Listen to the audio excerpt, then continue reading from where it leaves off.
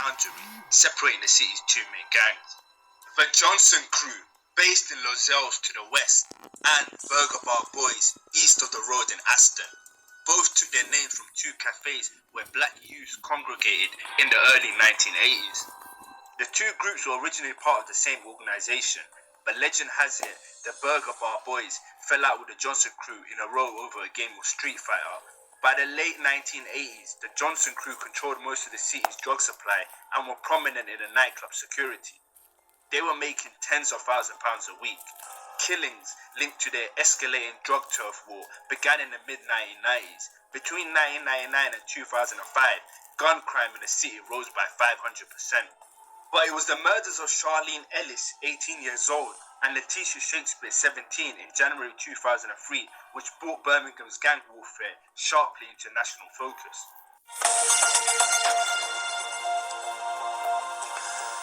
A defining moment in the history of Birmingham. That's how police have described the murders of two innocent teenage girls in a drive-by shooting. A decade after the deaths of Letitia Shakespeare and Charlene Ellis, their mothers are urging young people to think twice about joining gangs. The two women have devoted their lives to warning about the dangers of guns and of being sucked into a life of crime. They were talking to our special correspondent, Peter Wilson. Ambo is about half a minute away now, two ambulances coming. Chilling police helicopter video. Paramedics arrive to find mayhem. 4 young girls have been shot. Innocents caught by a hail of machine gun fire outside a New Year's party in Aston. 2 teenage friends died.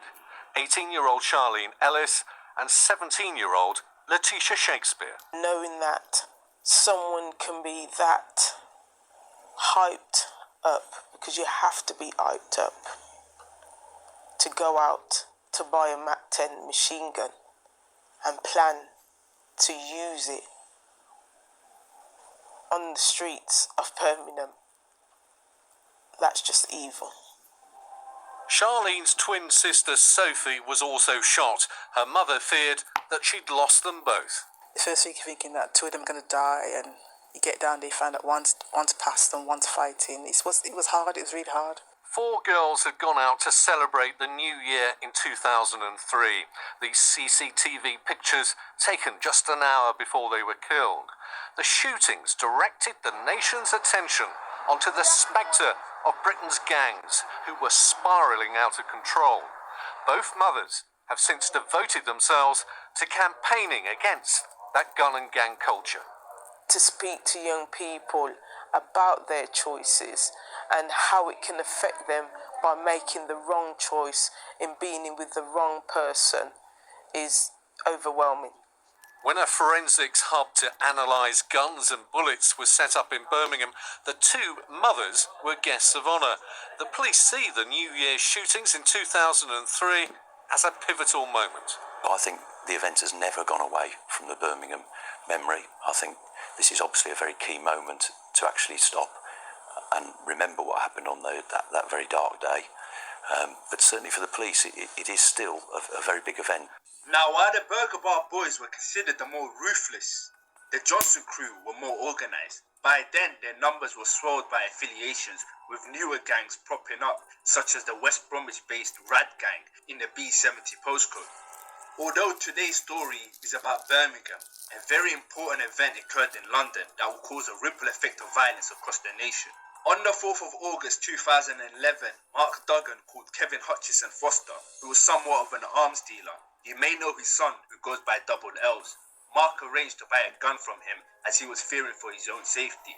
He went all the way to Leighton to collect it, where he would then get into a minicab to go home. However, Mark Duggan was being followed by police, and he knew. When the minicab reached Ferry Lane, Tottenham officers carried out a hard stop, forcing the minicab to pull over.